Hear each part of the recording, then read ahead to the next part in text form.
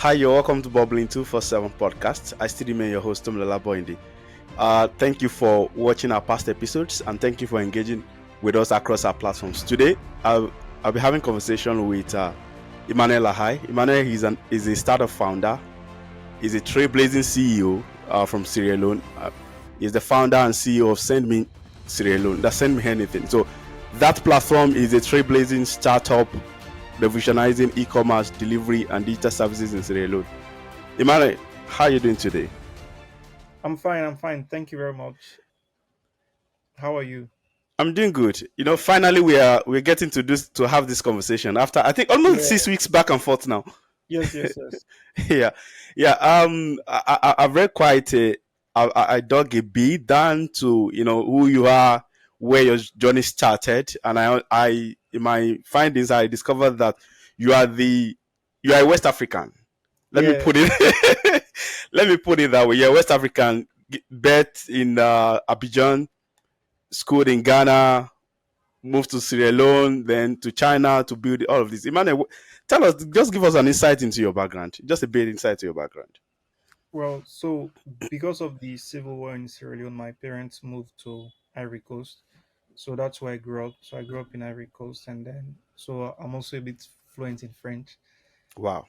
So from there, we moved back. My parents moved back to Sierra Leone after a couple of years.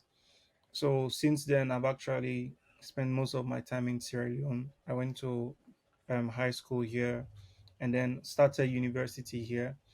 So while at university, before entering university, my parents had some financial struggles. So I had to now, that's where my entrepreneur spirit started.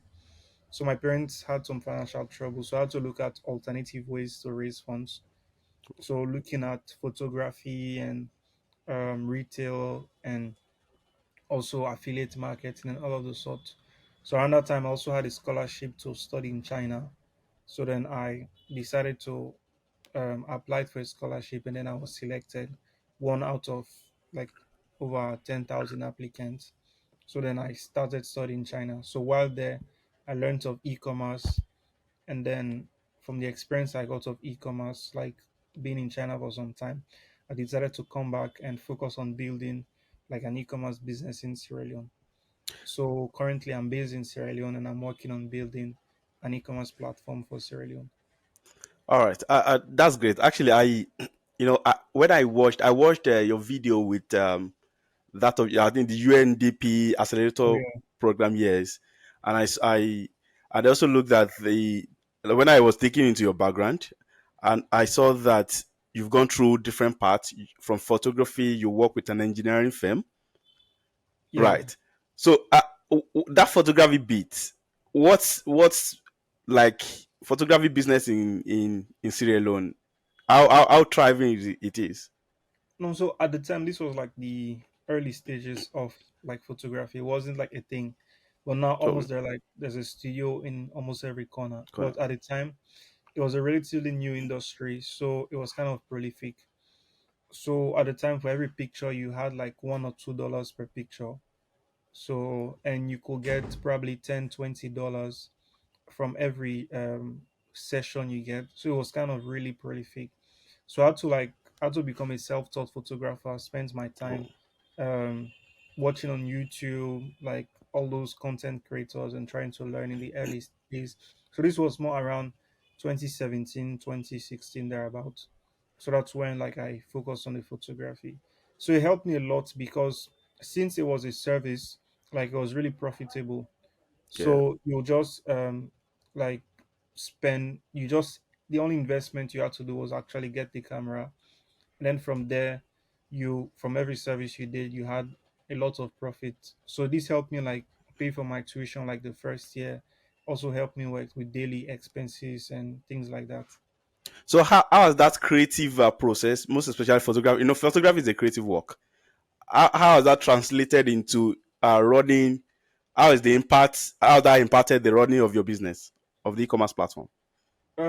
Honestly, I think it hasn't really because the so what I tend to do is most like when I've learned something, I don't typically like transfer like the Yeah. skills, specifically with photography.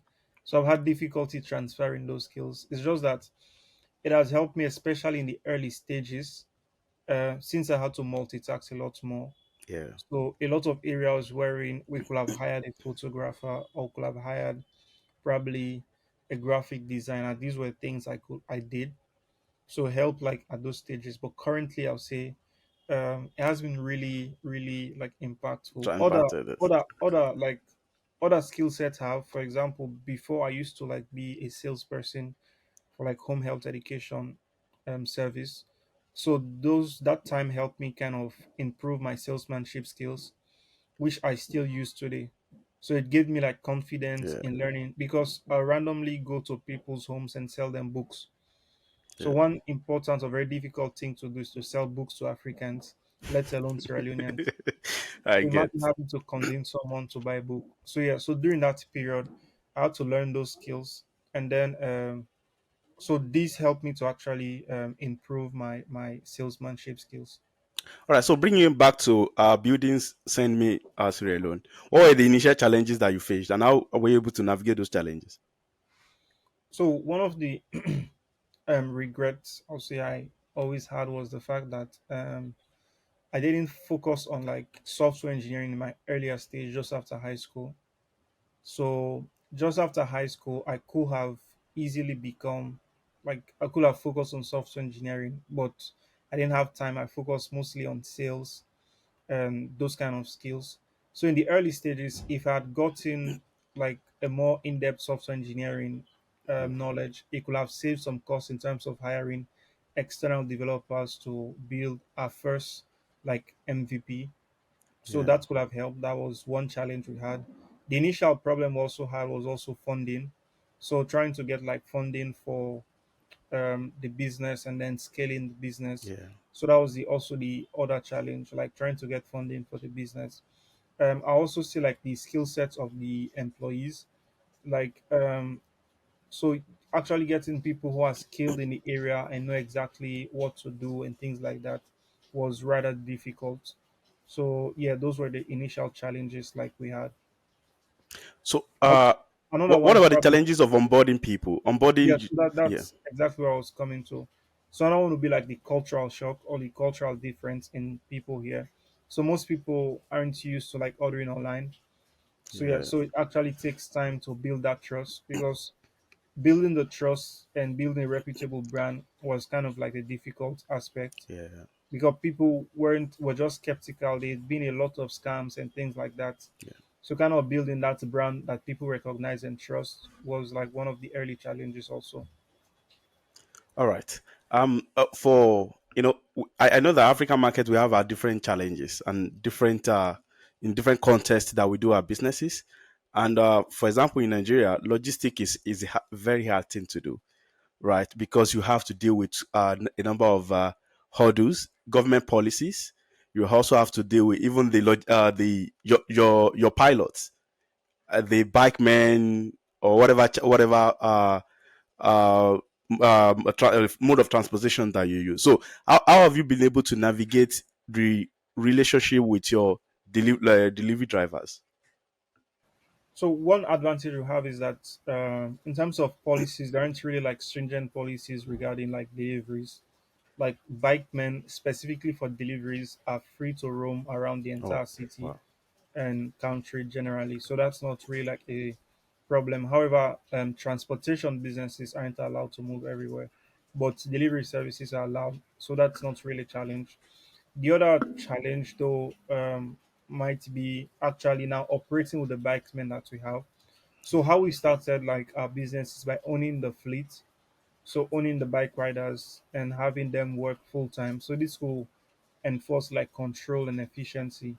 So Yeah. that's how we started. So we started by owning the fleet. So that's how we overcome like those challenges. But even at that, there were some challenges though.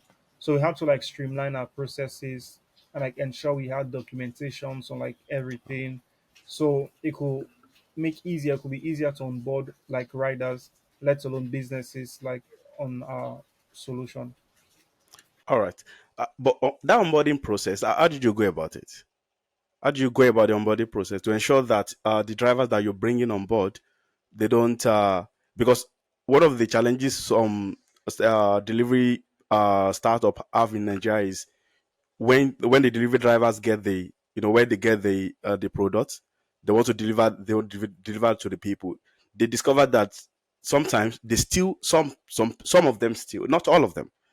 They take from that product that they are to deliver. So how do you ensure that this doesn't happen with your own people? So we cannot totally remove like that factor, obviously, but we do mitigate that by having like some form of requirements for you to Yeah. onboard. So one include like bringing guarantors, having like a police clearance, having like Okay. identification.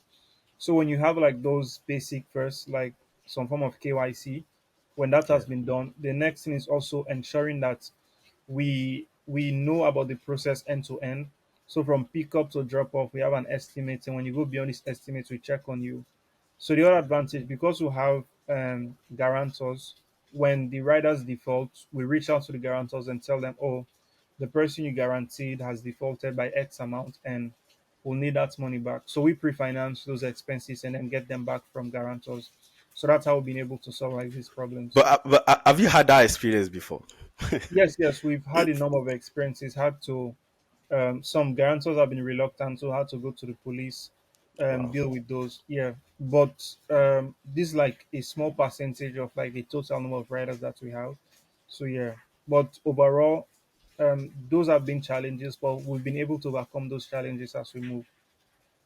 All right, coming to the community people, uh, like you said earlier, that there was the low trust in digital services. So how are you able to build the trust with the community people and for them to trust your platform such that they now get to use it? So one thing we did was that we started by also again pre-financing like purchases. So when you make a purchase for an item, we use a reserve of our funds and actually purchase the item on your behalf, and then you Oh, pay okay. on delivery. So Okay. we took that initial risk to kind of increase the trust among consumers. So you don't have to worry about being scammed. Yeah. We bear the risks of losing because we now have to trust that you will pay or you're actually a Yeah. genuine customer. To date, we've had almost like zero cases of customers defaulting. Zero cases. That's Yeah, yeah. interesting. So yeah, that's very Sierra interesting. Leoneans are good people. Yeah. So, or yeah, I guess we've been very, um, I'll say lucky also. Yeah, Yeah. but we've had almost zero cases of like people defaulting like on payment. So now, but nonetheless, as we're scaling, we're now transitioning to actually include mobile money transfer, or digital payments, Okay. because we've now built that trust. So people know that send me can deliver. Yeah. So since they know that we'll deliver, we can now say, okay, now you need to actually pay for this product before we go and deliver the product. So that's the next phase where we're going. All right. I mean that's actually an interesting thing to do. When I was doing my research about your platform, I discovered that you do quite a lot of things. You most especially with your tagline that send me anything, send me anything you want. So, what are the things you power through your platform, and what are the things you don't get to people don't get to send through your platform? So basically, just to give a general answer, is that anything ethical and legal is allowed on the platform as long as it's a Yeah. small package. So mostly consumer goods, not large bulky items, retail items that are obviously ethical and legal. So those are the type of items like we have on the platform. Publicly, we only do like food items, like to facilitate food items. Oh, okay. But on the we have an interface for other sorts of businesses like fashion, cosmetics, Yeah. electronics, all of those. So basically, a wide array, almost again, like we said, anything you want. So there's that. Yeah. So I mean, wow, that's quite interesting. I mean, one of the topics that I'm very interested in is the revenue part. You won the UNDP's Growth Accelerator grant. That's about $40,000, I believe. Right. So Yes. how Yes. was that grant be able to impact your business? And moving from that, how did you get to raise more funding, or what level are you in your funding now? We're very grateful to UNDP for the support. So it was like 2 weeks. We applied, went through some application process, and then there was a 2 weeks training. At the end of the training, there was a pitch competition. So we pitched, and then were successful, and then went into the accelerator program. So this mostly helped us move from like an um, post idea stage to more like a an MVP level, or to gain traction. So with the investment or support or grants from UNDP, we could get now we increase our fleet, because wanted to start by owning the fleet. So we increase our fleet, developed our first mobile app, which was Wow. for delivery, and then we also did trainings with the businesses, did marketing, and basically scale our operation. And then post UNDP, we've gotten like one angel investor who has also helped us move from like that stage to now. And today we're now looking at trying to raise like larger funds with potential VCs or even angel investors at this stage. So that's basically where we are. We're also we were supposed to pitch at the African Tech Festival in Cape Town. Oh So we're yeah. pitching to investors there in November. So yeah, we're hopeful that that will yield very good results. I actually pray that it does because I believe that you need it at the moment. In one of your posts, you celebrated. Is it was it not 500 users? You celebrated the number of orders recently, right? How many was Yeah. it? So it was 30,000. Oh, it was 30. Oh, So yeah, so we had crossed 30,000 orders. So yeah, how was so the that's journey like? What was the journey like? I mean, yeah, it has been very from the first order to 30,000 orders. yeah, it has been very I would say climatic and very difficult. But yeah, but I think yeah, it's a journey that we're here to continue and see to the end, and watching, looking forward to our next 100,000 order. That would be an also great milestone that we plan on achieving.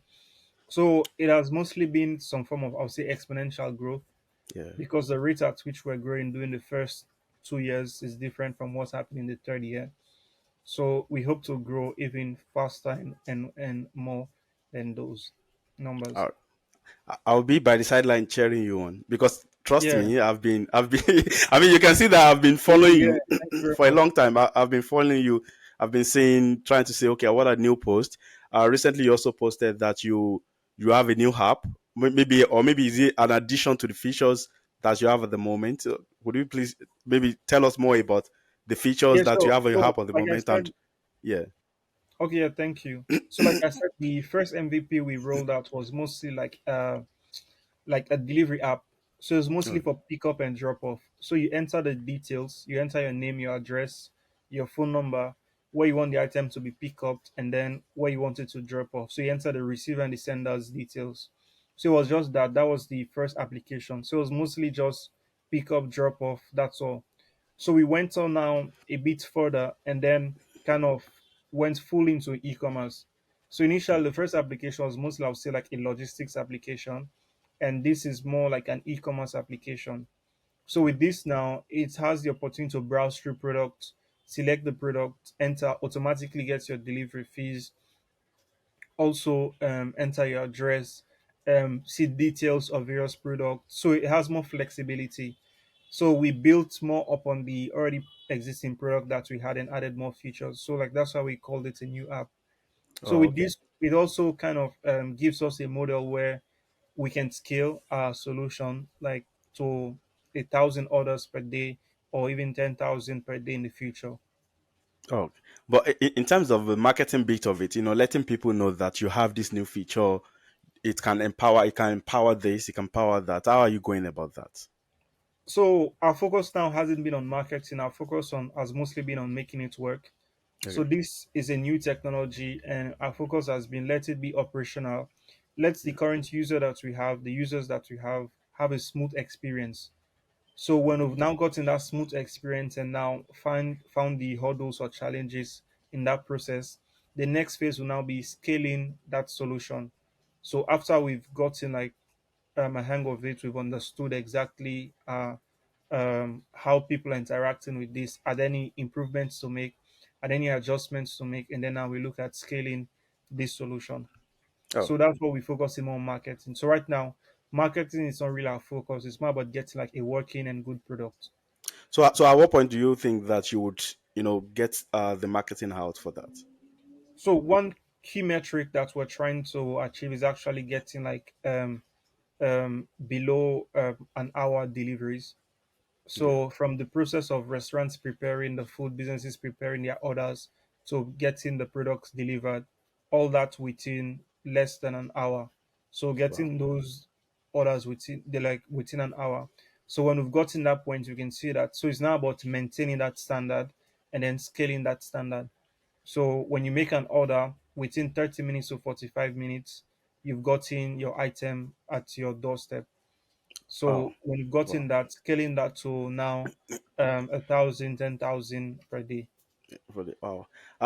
Before we go to scaling conversation, one of the conversation I also love to ask is, sometimes as founders, they are so engrossed in the work that they do, in the fanciness of their products, right? And of course, the problems that they're solving, but they sometimes they don't look at the feedback of the users. So how has the feedback of the user been so far, and then what have been the impact in the tech landscape, most especially in easing the life of Sierra Leoneans?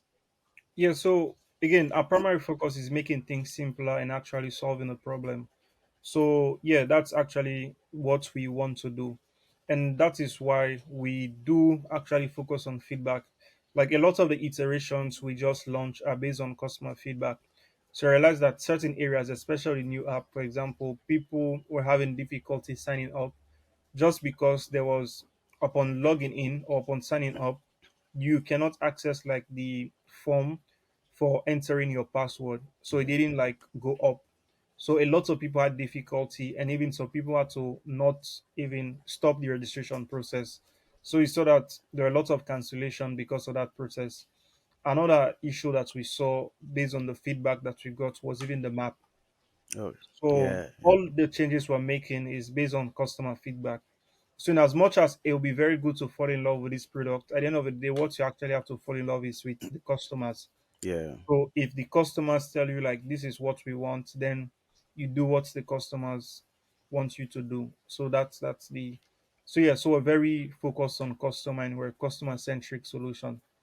Actually, it's actually so good that your customer centric solution, because, like I said earlier, sometimes our founders, they can be so engrossed in their products, their services they're building, and they don't look at what the challenges the customers are facing. Because at the moment, I have a case at the moment that we, you know, he is building products, right, and he believes that the numbers of users that he has on that platform at the moment is enough for him.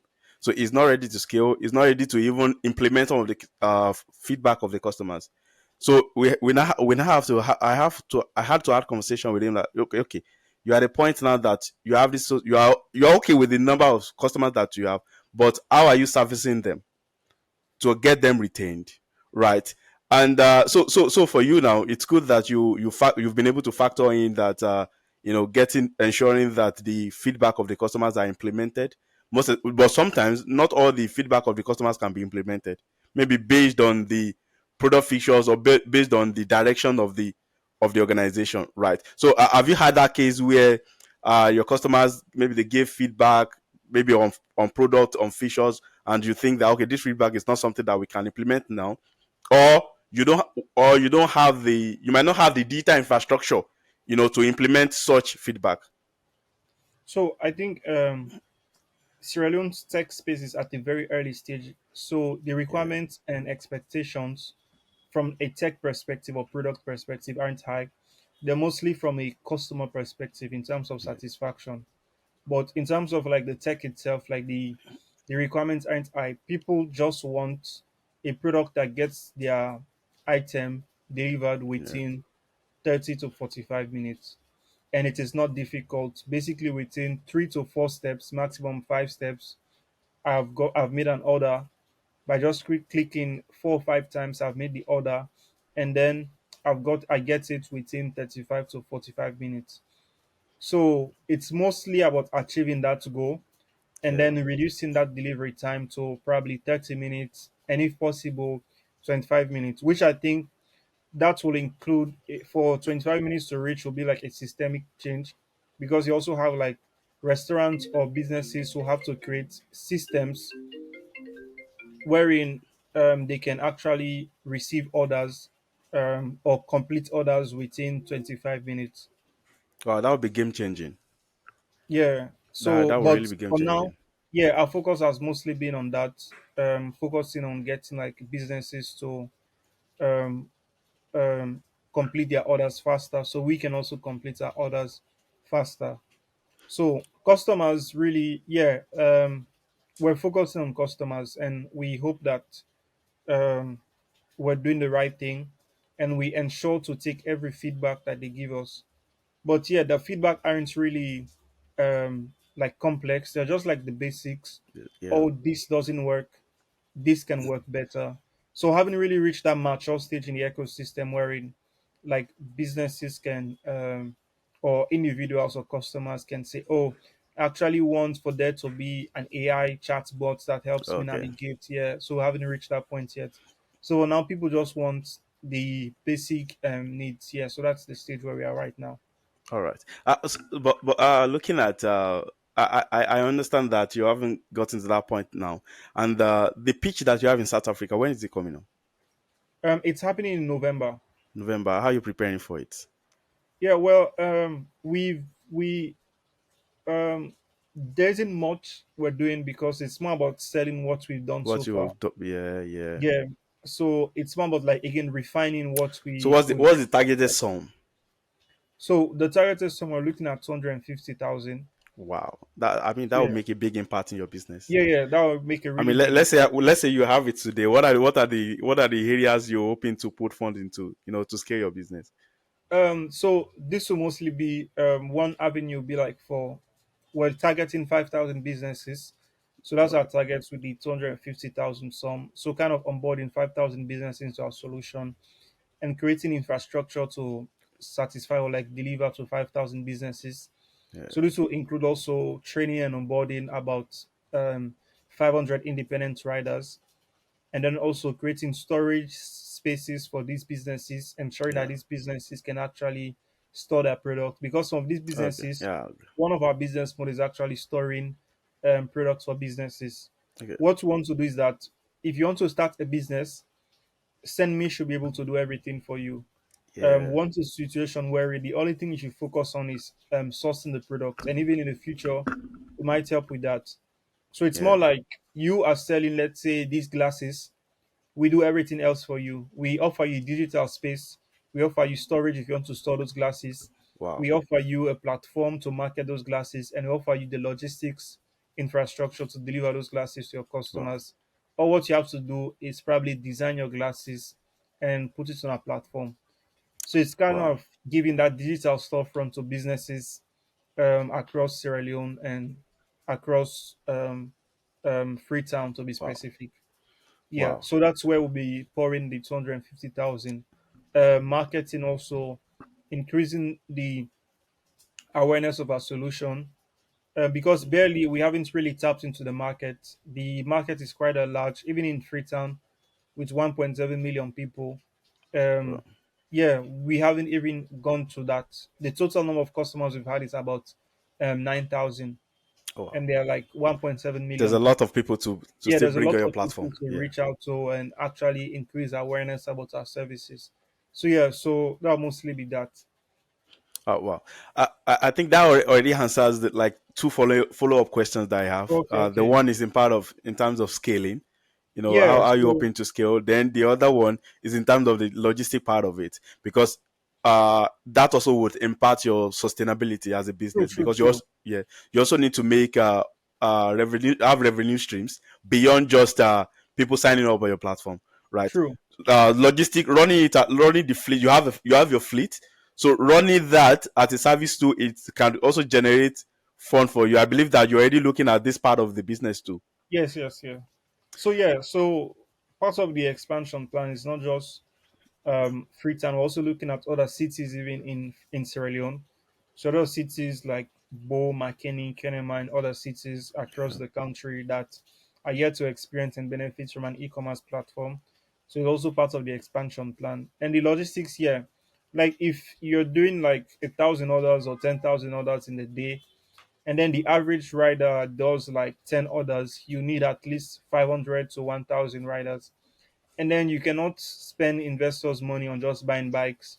Ah, And then, yeah, like it's not realistic and it's not sustainable. yeah, Like you'll be spending $1,000 to buy a bike every time you want to scale. So we're looking at a more affordable and a more um, sustainable method of scaling, which will be tapping into the market of already existing bike riders that are yeah, running transportation in Sierra Leone. yeah. And one of the challenges that we also have in it's an African culture anyway. It's not just one nation. It's the maybe not all, but it's a challenge of maintenance. You discover that there are some logistics companies that when they get in the morning, they don't get to maintain the bikes that they give to their fleet, to their men, right? So are you hoping to keep your bike in check, making sure that it's maintenance worthy, it's up and running? Yeah, so currently, again, so it's also one of the reasons why we're trying to move away from like owning the bikes. Oh, okay. Yeah, so currently we do offer like periodic maintenance to our bikes, checks, and we cover that cost. It's part of our operational cost. But then the next phase of our company with the investment is to actually look at a much more sustainable approach where the company itself doesn't have to worry about fuel maintenance Yeah, or rider salary. We're looking at independent riders that already do that. They already cover their fuel expense, and then we'll just be charging them, taking a percentage of the delivery fees. So I guess you guys have, I think in Nigeria it's Okada. yes, yes, Yeah, so yes, it's the same here. So you have yes. Okada moving people all around. So kind of tapping into that pool of riders and then formalizing them from an informal setting to a formal setting, and then allowing those people to do like orders and deliveries for us. I think that's what So Boda is doing in Kenya. yes, Right. slightly. So Bora I think it's more into um like like mini buses. Okay. Okay. Yeah, so I think it's more mini bus. But yeah, I think they went to mini bus. But yeah, but that's what they were doing. They were But doing, yeah. we're not owning the bikes. Yeah, Yeah. we're not owning the Okay. bikes. Moving away from that. Yeah, I think that's a very, very good direction to go because only the bike alone would affect your exactly. operations, right? And also, that's also a big leak in your operation cost, right? Yeah, yeah, it Right. is. So, 5 years, 10 years now, what are the impacts you hope that you would have made in the Sierra Leonean tech sector? So I think 5 years from now, our focus will mostly be on expanding outside of Sierra Leone. Oh, okay. At that point, I think we should have been in most of Africa, like all things being equal and all things going as planned. So it's more like being all across Africa, probably doing inter-country now delivery. It's not just about Sierra Leone, but it's about having like deliveries Sierra Leone to Liberia, Liberia to Ghana, Ghana to Nigeria. Yeah. So if I want to buy an item from a business in Nigeria, I should be able to buy an item and get it delivered at least Yeah. within a week or within 5 business days.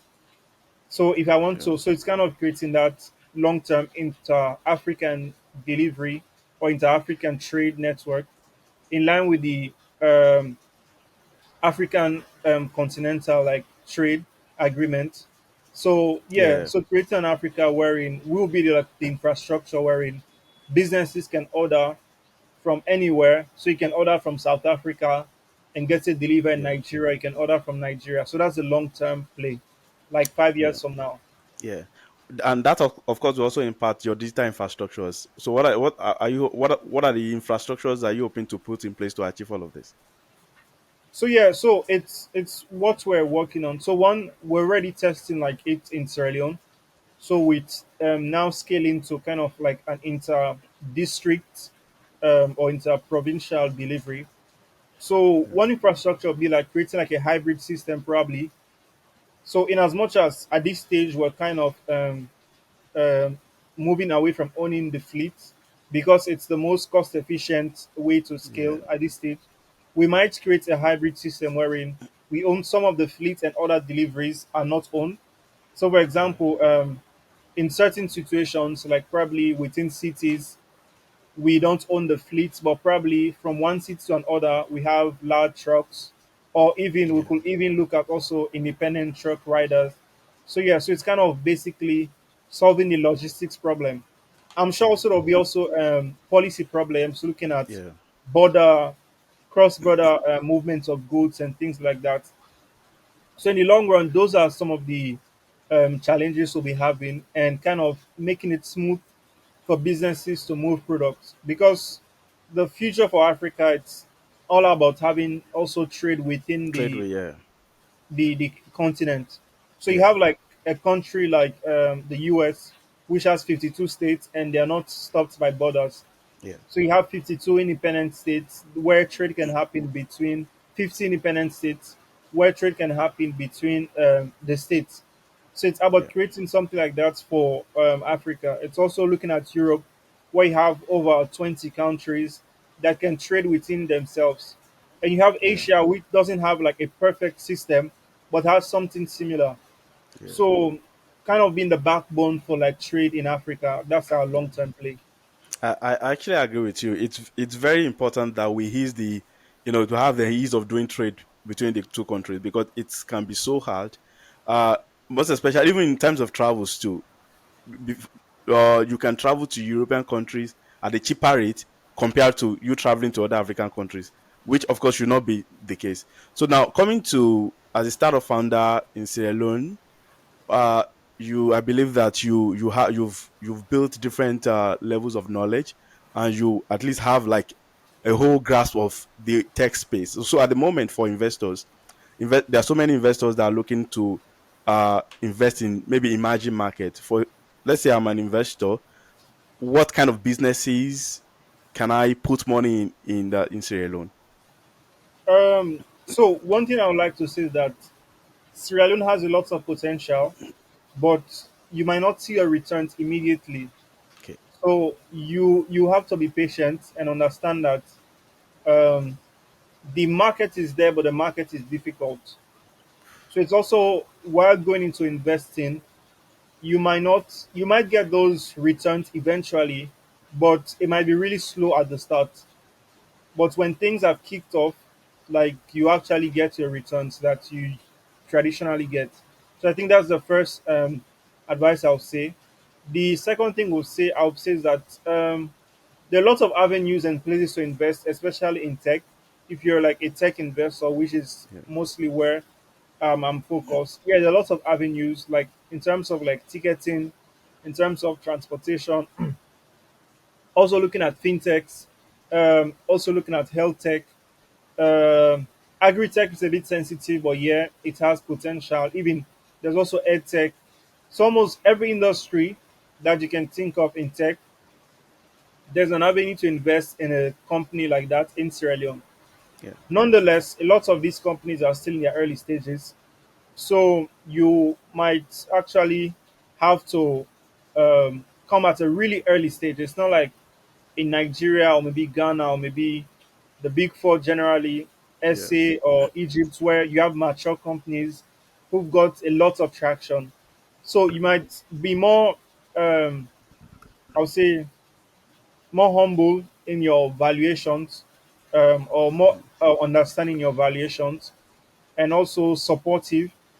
It'll be more of like a form of impact investment, because the form of traditional like valuations or traditional revenue you get at certain stages might not be there, Might not be there.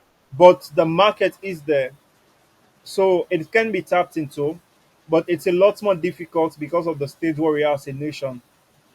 So Yeah. yeah, so like those industries. So I think it's more like Nigeria around 2008, early 2012, but the early 2010s.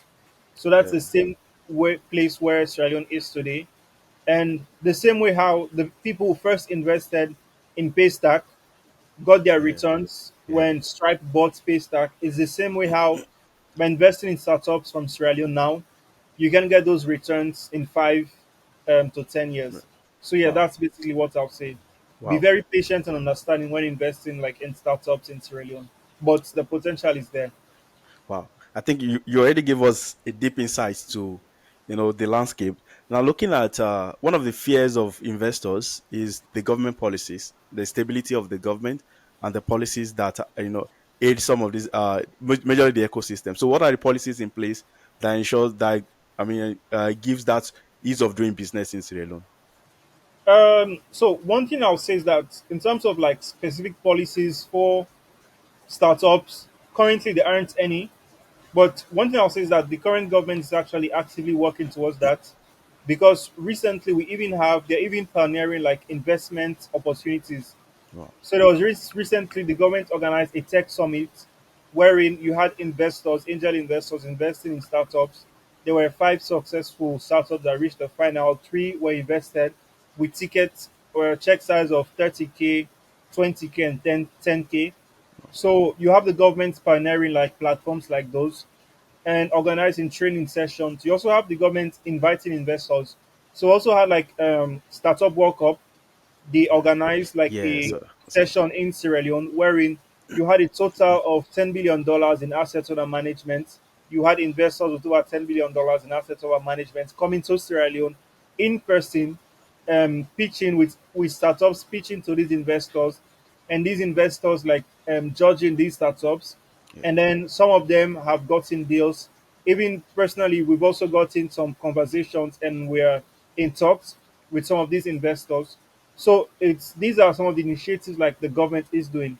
And I've also heard talks of like a startup bill. So currently there aren't really like official like policies regarding like the startup space in Sierra Leone. yeah, But what I'm saying is that the government is actively working towards that, and this government is kind of like encouraging and kind of embracing the whole startup space. Because the reality is, like, if you look at Nigeria, for example, I don't know about how true that article was, but there's an article that said that the tech space was a great contributor to the Nigerian GDP, it like is. in last year or even the years before. Like tech was a great Yeah, contributor, and you can see that from like companies like Flutterwave, Andela, money points. like this large money point getting like millions of dollars in investment. So that's about 300, $400 million from just Yeah, like tech. So that's yeah, very good because it creates jobs, it creates yeah, opportunity. So I think the Australian government is also slowly realizing that this can also be an avenue to elevate poverty, help support the youth. So they're yeah, actively working to kind of make policies and creating an environment for investors. So I'll yeah, say currently there are no policies, but they are working on making those policies. But from a informal perspective, the government is kind of ready to welcome investors to invest in Sierra Leone. wow. I think with everything that you've said, it's obvious that Sierra Leone is a fertile land, and for anyone that wants to do business, this is the best time to come into Sierra Leone to, do business. So, say for example, that I have a startup idea that I want to come to Sierra Leone to do business, right? To start up, how do I go about it? Where do I register with? Which agencies do I go to register with? How do I set it up? So the registration process has been made also very simple. They're currently working on making it online, but Yeah, for the sake of like security, it's mostly done in person. So you just come to the National Investment Board where you meet the Corporate Affairs Commission. They give you like a list of the documents you need to submit. You submit those documents. In the next 2 days, you come and collect your certificate of incorporation, and that's that. You register your business and you can start operating in Sierra Leone. So the fee is just that the fee is different for international individuals, and for obviously nationals the fee is different. yeah, So, but in about 5 business days, you can start the process, and after 5 business days, you got in a business in Sierra Leone. wow, Opening an account is also quite straightforward. With those documentation, you take those documentation, go now to the banks. They also give you some of other documentations, obviously, a resolution from the board, copies of IDs and all that, and then submit that to the bank, utility bills, submit that to the bank, and then also within a week you also have a business account.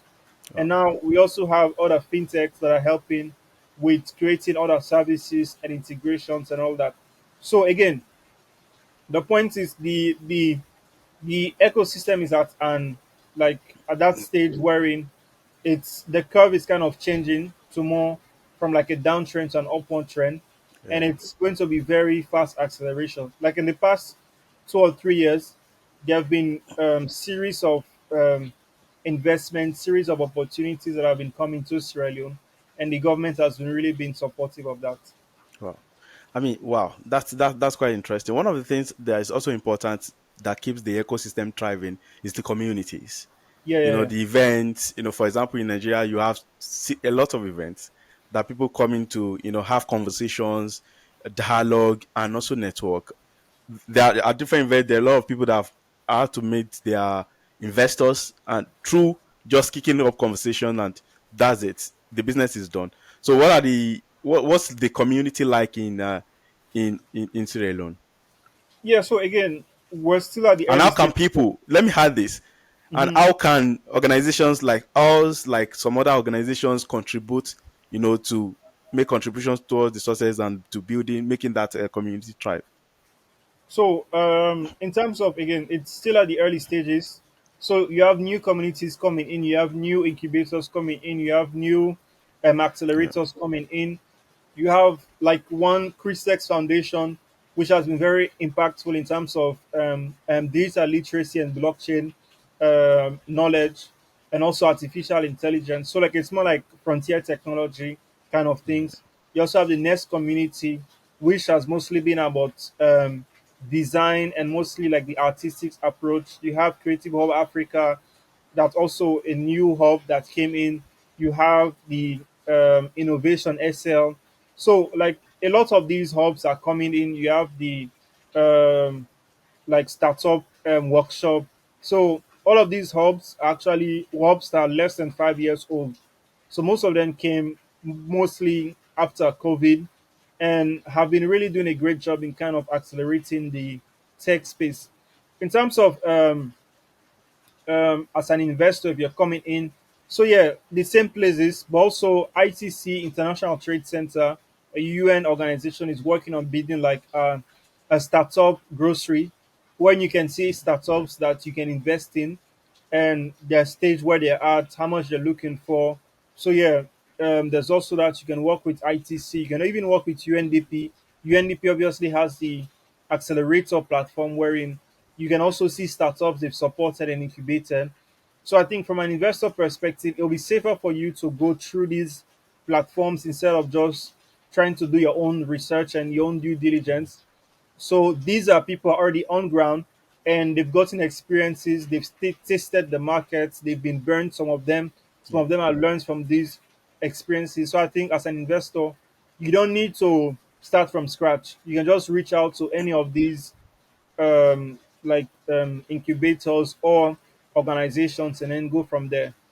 Also, as a community in Nigeria, like a podcast, it's the same. Like I think you can reach out to these communities Yeah, or even like reach out to I'll be happy to help and share and help connect you with also these communities. that'd be And great. they're also open.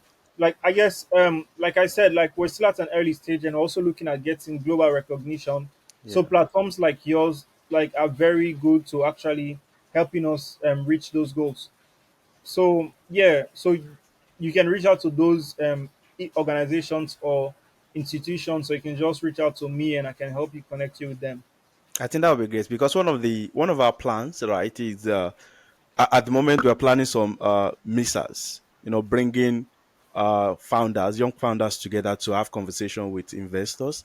That's one. Another one is one of this platform majorly it's to give voice to the undeserved voices, the underrepresented voices, because there are founders, big podcasts, big media organizations, they chase after the big guys, the unicorn founders, the people who have been in businesses for so many years, or maybe even 10 years, that are building for 10 years, or they are scaling.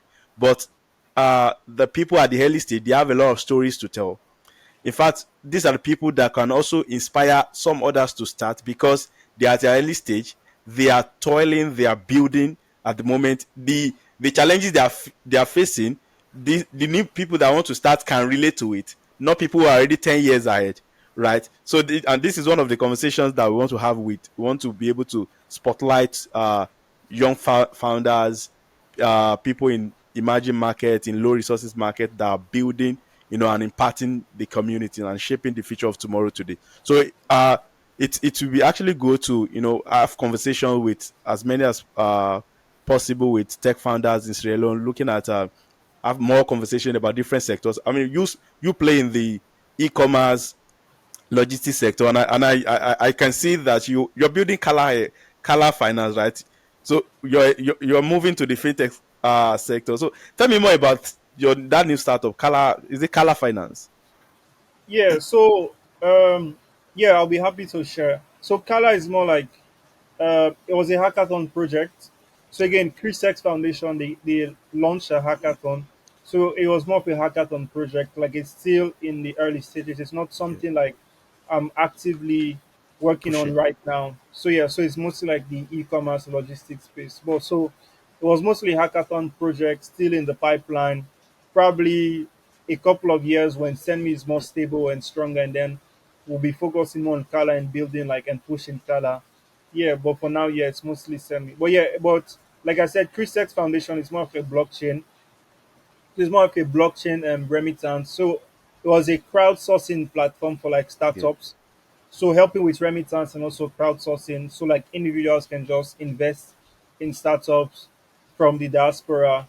So Mm. we saw that it was a bit difficult. That was one of the challenges I faced. So I was like, oh, we can build something like this that helps individuals like just support startups in Sierra Leone and then build a remittance play. So Wow. yeah. So it's still something in the works. Like it's still in the very, very, very early stages. So yeah. Wow. But you're hoping to push it, right? Yeah, but like yeah, probably I don't know next year. You're prioritizing scaling. Yeah, Send me for now. yeah. So let's focus on like getting like on working on send me. Yeah. Yeah, So when I send actually, me works out, it'll be easier to now. Let's say yeah, like yes push Scala. Yeah. I actually get that. So, Emmanuel, you are 5 years into the business now, right? And I believe that you've learned different lessons. Entrepreneurship has taught you a lot. So, what are the, let's say, five key things that entrepreneurship has taught you, and also that you hope that if you look back, that you hope that oh, maybe these things I should have done it this way, but anyway, I burnt my fingers. I move forward, notwithstanding. So yes, we already started 5 years ago, but then we didn't really start operation until 2022. Okay. So we're just about 3 years old. So yeah, but yeah, the registration obviously incorporation is like it's one thing, but then execution is another thing. Yeah. But in terms of like the lessons we've learned, I think again, like I said, I would have really loved if I had learned how to code. So it would have really saved a lot of cost. But I guess now with the advent of artificial intelligence, it kind of removes some of these barriers and makes like execution even faster. So it's more about getting like a product market fit and getting Yeah. customers. That's one. Two, I'll say an advice is that one thing that helped me is my ability to pivot. So we've kind of pivoted a lot. Like we started by selling products, from selling products to being like a marketing platform to Yeah. like we've done like pivoted until becoming like a logistics stroke e-commerce play. So yeah, so I think as a founder, like you said, you shouldn't be in love with the product. You should know from customer feedback, from like revenue streams, like how the market is going, knowing when to pivot. As long as you aren't really like moving from like the core values of the company, yeah, like you should know when to pivot and iterate very fast. And also your problem solving skills, be able to identify problems as early as possible and then solve those problems. I think one important fact is the importance of networking. A lot of the support and funding we've gotten was because of the network. So one problem founders have is that they tend to focus too much on building the product. That is good, but investors aren't there just waiting for you to like launch a product and be like, oh, immediately you launch a product, they reach out to you. Like the investment game is kind of like a whole relationship game. You entertain them, you engage them, like you talk to them, you give them updates, you give them feedback. Yeah. So like it's more like keeping them posted on like what's going on. So yeah, so it's something that yeah, like it's a lot of founders, especially here, we have this notion that I just need to build like this wonderful massive product and investors will come rushing and flooding. That's not the reality. Like most of these investors have a lot on their plate. Most of these investors have other companies that they're currently already Yeah. talking to. So kind of them seeing your product takes like intentional effort. So I think it's also something that like businesses or startups should also consider. I think again when it looks at investor, as a startup, you should also do due diligence on your investor. So that's something I learned from Tommy Davis. So Oh, I recently met Tommy Davis, and then he that was one of the advice he gave. Like he's one of the godfather of angel investing. yeah. So he said that startup founders should also do due diligence on investors. Now it's not just about the funds. One could be the funds. Like some investors, they might have their own issues. Yes. Like they might delay funds. That's one problem. But even if they don't delay funds, you also have the aspect of expertise. So expertise, some investors don't have expertise in the domain. They cannot actually support you. They just give you the money. I mean, money is good, but you see the thing about startups, like one thing we've learned about the ecosystem is that funding is not the only problem that startups face. Yeah. So a lot of startups, even recently we heard news of startup getting millions of dollars in funding and still failing, Yeah. sometimes even returning the funds to investors. So it's also important that you have an investor that has domain expertise or can connect you to people who can give like domain expertise. So there's also that. So it's really another point to startup founders. I think again, you as also a startup founder, you should also focus on again like looking at specifically for Sierra Leonean businesses, like how can we take this to the next level? Like I'm doing this for Sierra Leone, but the disadvantage we have as coming from Sierra Leone is the fact that we have a very small market. So Yeah. whatever business you're looking at growing from Sierra Leone, it should be a business that can scale to other countries. It should not be a business that is just limited to the Sierra Leonean borders, but it should be a business that, let's say, you've gotten enough money, you can easily go to Liberia, to Guinea, to even Nigeria or Ghana. Because an investor will want 10x, some will even want 100x return. Yeah. So if they're going to invest, most likely you can get 10, 15x from Sierra Leone, but 100x return from Sierra Leone is kind of, I won't say impossible, but yeah, I mean, you have to be some really smart genius to actually work out like 100x return from Sierra Leone. Yeah. So while you're building like businesses from Sierra Leone, one thing is to focus on is actually building solutions that can scale internationally. So that's another advice I'll say. Generally, or lastly, I'll say is that an important factor that people usually don't talk about is like the mental state of the startup founder itself.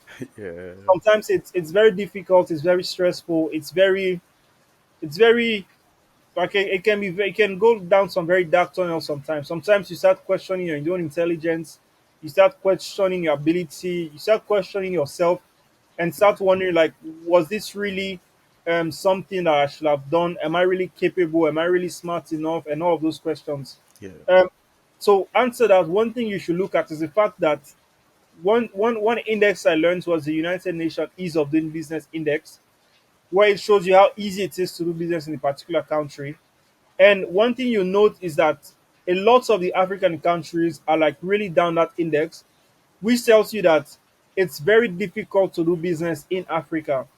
And then if you look at a country like Sierra Leone, it's even more difficult to do business in a country like Sierra Leone.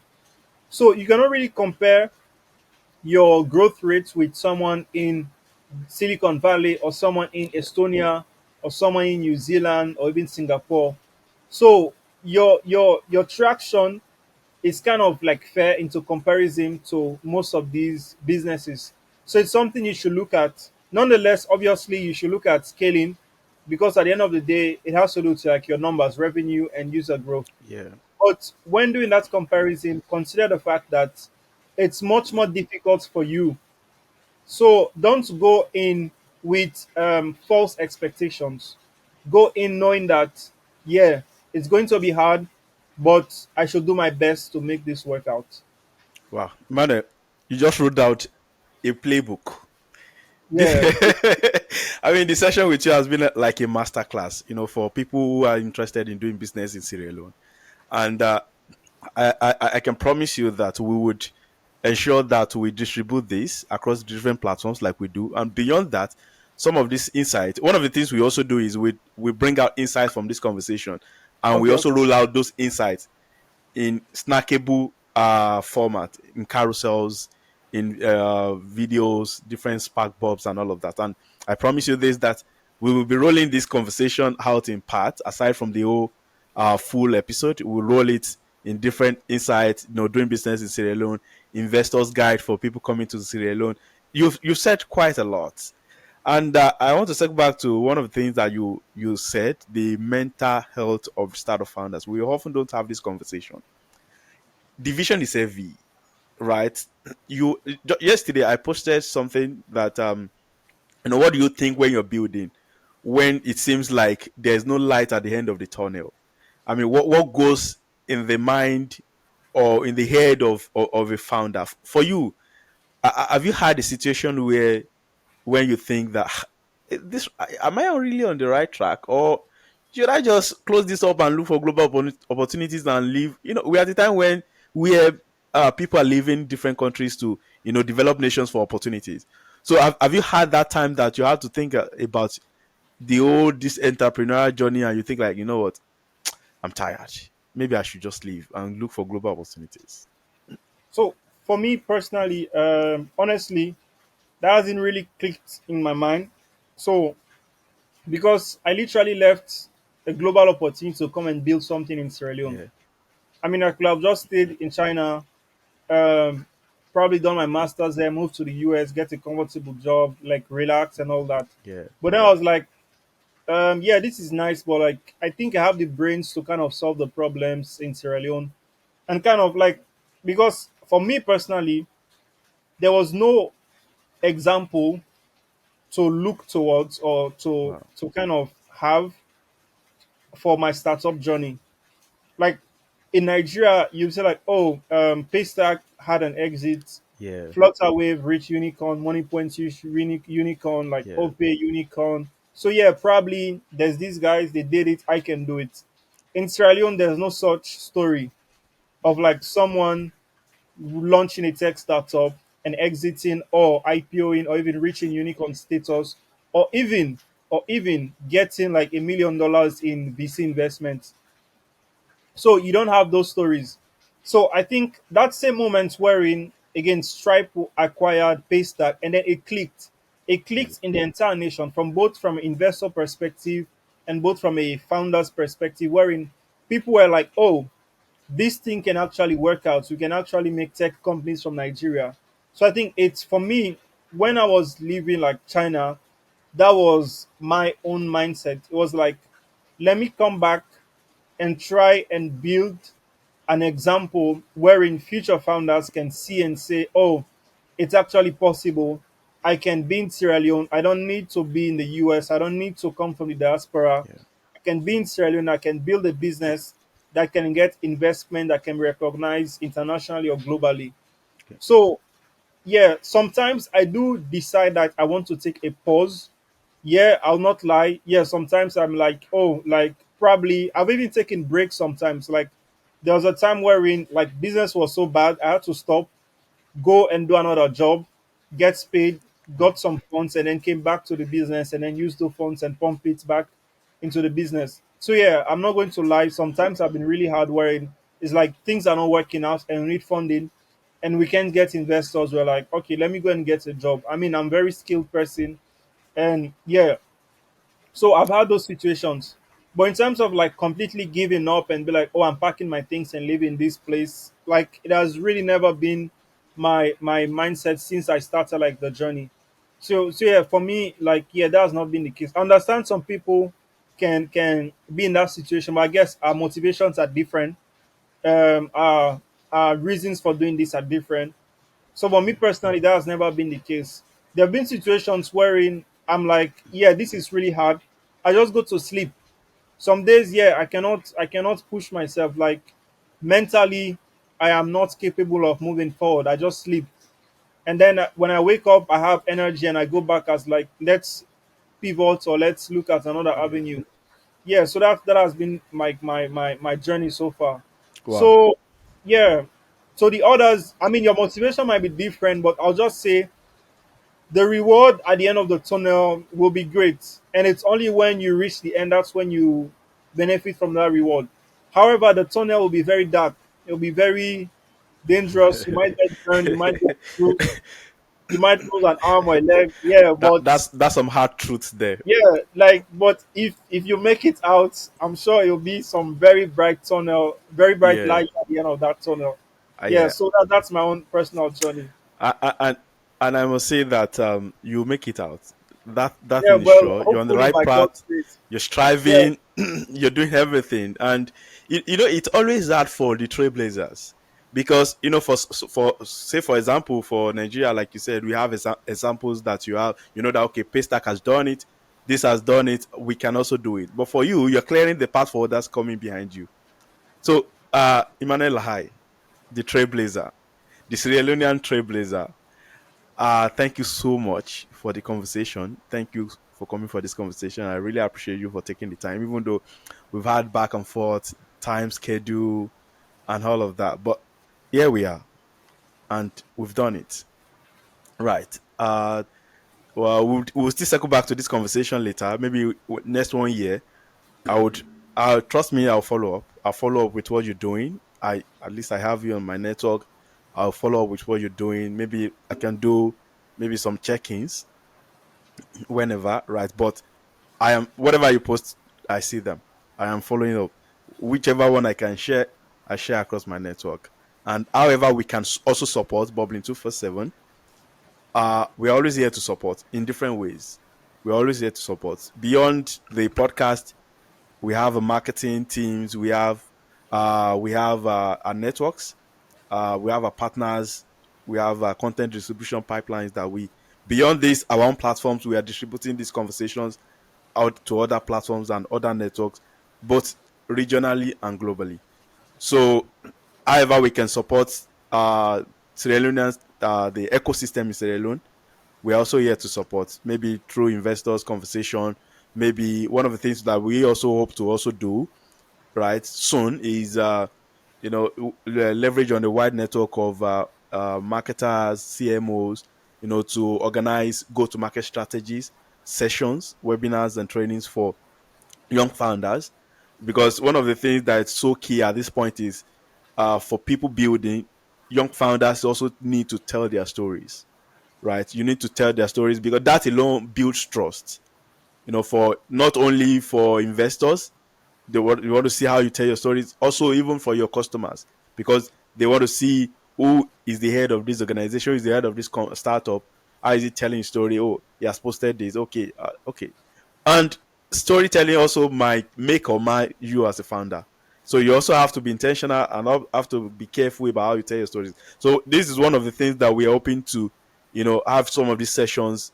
Hopefully very soon. We're building partnership for that, and we would love to, partner with contribute to the ecosystem in Sierra Leone. And however way you also think that we can be of help or be of contribution at all in terms of partnership too, we are open to that. So Emmanuel, thank you so much for this conversation, and it's good to meet you. You've shared a lot of insight, and I believe that our listeners and people who get to watch this conversation would have their takeaways. So thank you. It's been a good time with you. All right, Thank you very thank you. much. Thank Yeah, you for having me. yeah, you're welcome.